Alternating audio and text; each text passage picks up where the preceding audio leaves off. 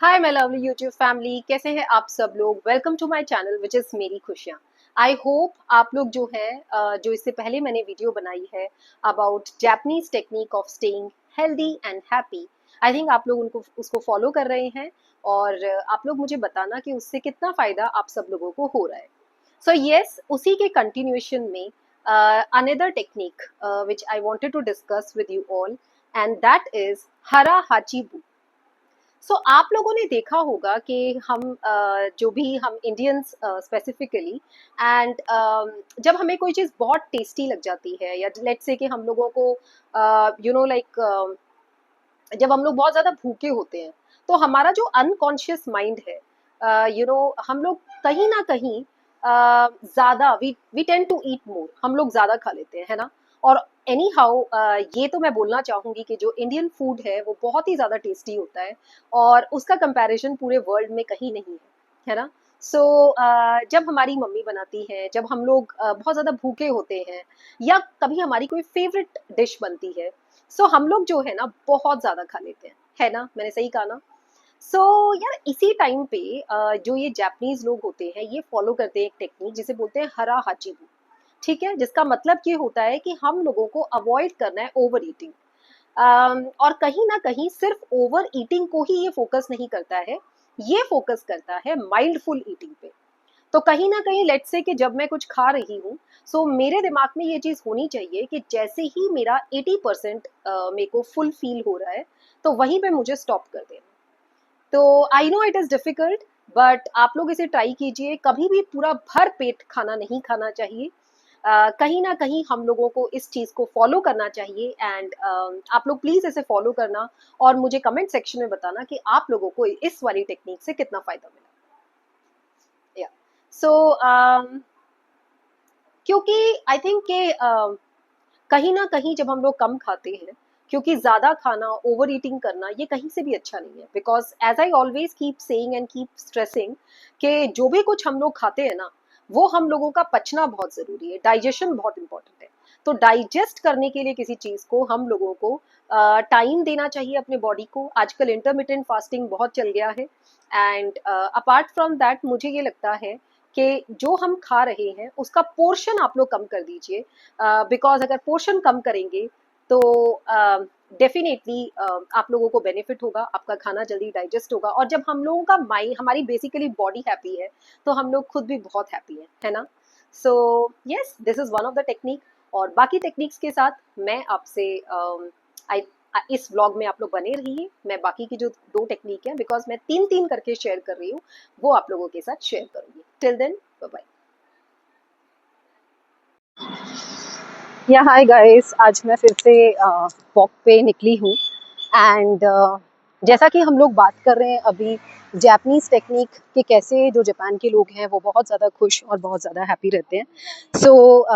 उसी के कंटिन्यूशन में one of their the step which they follow और the technique is, it is also useful जो लोग कॉर्पोरेट में काम करते हैं और जिन्होंने lean six sigma green belt, lean six sigma certified है बेसिकली, क्योंकि ग्रीन नहीं, वो तो ब्लैक बेल्ट भी है।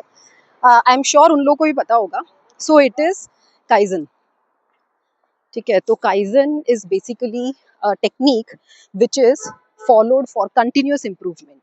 सो बेसिकली उसका ये मतलब है कि छोटे छोटे स्टेप्स आप लोगों को लेने हैं डेली बेसिस पे। एंड कैसे जो छोटे छोटे स्टेप्स हैं वो लेकर के, मतलब बेसिकली छोटी छोटी अगर आपके अंदर चेंजेस आते हैं, तो कैसे उनको आपको चेंज करना है, और कैसे उन्हें एक्सेप्ट करना है, और कैसे आप उनके साथ जो है बेसिकली बड़े चेंजेस लाते हैं। So this is what is kaizen, and I think it's a very good principle to follow in real life as well.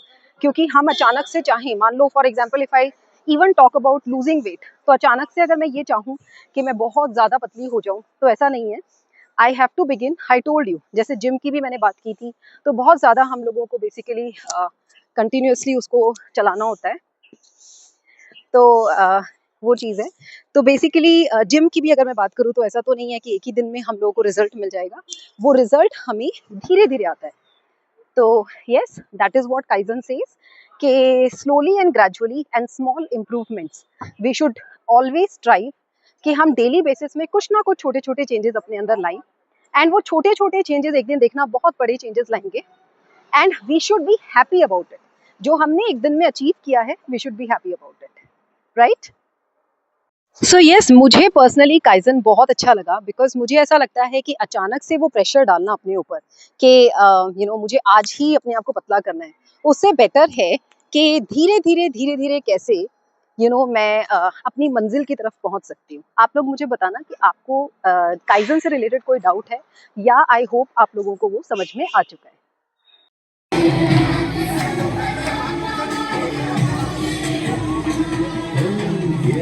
तो ये देखिए दोस्तों, हमारी सोसाइटी का गणेश चतुर्थी सेलिब्रेशन, गणेश जी का आगमन हमारी सोसाइटी में, इस देश में हर एक घर में हो चुका है।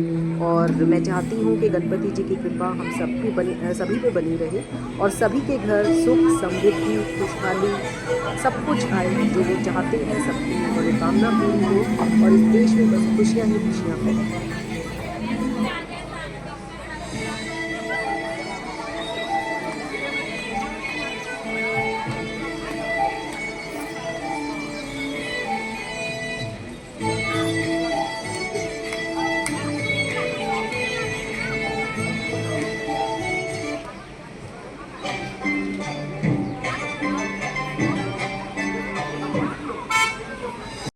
हाय गाइस, गुड मॉर्निंग। तो यस, आप देख सकते हैं बहुत ही अच्छी और आई थिंक बारिश आने वाली है। बहुत अच्छा सा मौसम है और मैं चल रही हूँ मंदिर। सबसे पहले आप सभी लोगों को गणेश चतुर्थी की हार्दिक शुभकामनाएं। हैप्पी गणेश चतुर्थी। और मैं चाहती हूँ कि सबके घरों में आज से शुभ कार्य जो है वो होना प्रारंभ हो जाए। सो यस, मैं जा रही हूँ गणपति जी के दर्शन के लिए। एंड आज मैंने पहना है सूट, और जैसा कि आप लोग जानते हो, मैंने आपको पहले भी अपने ब्लॉग्स में बताया है कि आई समहाउ फील कि जब भी कभी हम लोग जो हैं जब भी कभी कोई फेस्टिवल होता है, कुछ भी है, तो इंडियन अटायर से बढ़िया कोई भी नहीं है ना। सो दैट इज़ अ रीज़न कि मैंने जो है इंडियन अटायर पहना हुआ है। एंड आई बिलीव दैट जब भी कभी हम लोगों का कोई भी अगर त्यौहार या कुछ भी है, तो उसकी शुरुआत हमेशा से भारतीय सभ्यता और भारतीय कल्चर जो है वो इन्हीं सभी कपड़ों में है। तो चलते हैं मंदिर, और जैसा भी आगे मैं करती हूँ आप लोगों को बताऊँगी। सो यस गाइस, आज मेरे सोसाइटी में भी गणेश चतुर्थी जैसा हर सोसाइटी में मनता होगा। सो गणेश जी का आगमन जो है, मूर्ति की स्थापना करने के लिए गणेश जी का आगमन हमारे सोसाइटी में हो चुका है। और मैं उसके क्लिप्स भी डाल दूँगी सो दैट आप लोग देख सकते हैं। और इसी के साथ कंटिन्यू करते हैं हमारा third Japanese technique to be healthy, to be happy actually, that is oubaitori.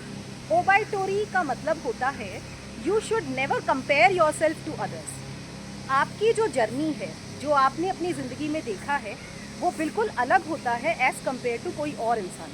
तो अपने एक्सपीरियंसेस अपने ही रखने चाहिए एंड कभी भी अपने आप को किसी से कंपेयर नहीं करना चाहिए। और जब हम अपने आप को किसी से कंपेयर नहीं करते हैं, जैसे मैं हमेशा बोलती हूँ कि हम कोई और इंसान नहीं बन सकते हैं, हम सब यूनिक हैं। तो आई थिंक कि हमारी जो हमारा जो लाइफ होती है और हमारी जो वे ऑफ लिविंग होती है वो बहुत ईजी हो जाती है। So that is a thing कि we should never compare ourselves with anyone else and believe and have admire जो हमारा खुद का पर्सनल जर्नी है, उसको एडमायर करना चाहिए और कभी भी अपने आप को किसी से कंपेयर नहीं करना चाहिए। So yes, this is oubaitori. तो ये जो 3 टेक्निक्स हैं मैंने आपको इस ब्लॉग में बताई हैं। ये बहुत सारे टेक्निक्स हैं और हैप्पीनेस के लिए जो सबसे बड़ा मंत्रा है वो तो यही सब है। और आई होप आप लोग इसे फॉलो कर रही हैं। बहुत ही अच्छी हवा चल रही है यार। सो मैं मिलती हूँ आपसे मंदिर से आने के बाद। का मौसम बहुत ही प्यारा है, बहुत ज़्यादा प्यारी हवा चल रही है। तो पता नहीं क्यों बाहर निकल के अच्छा सा लग रहा है। वैसे भी बाहर निकल के अच्छा ही लगता है, बट तो कई बार suddenly I was just thinking कि इसका मतलब ये है कि even if weather also plays an important role when it is about being happy. क्योंकि आज मौसम अच्छा है तो मैं ऑटोमेटिकली बहुत ही ज़्यादा हैप्पी फील कर रही हूँ, है ना। और जो बारिश का टाइम होता है, जो ये वाला मौसम होता है, उसमें खुशी जो है वो ऑटोमेटिकली हमारे को पता नहीं क्यों मिलती है, राइट। और ये सोसाइटी के बाहर एक मंदिर है, देखिए कितना प्यारा सजा है। तो मुझे लगा कि मुझे आप लोगों को दिखाना चाहिए। मैं हर एक सेलिब्रेशन इस मंदिर में भी ज़रूर करती हूँ। और मिलती हूँ आपसे नेक्स्ट व्लॉग में।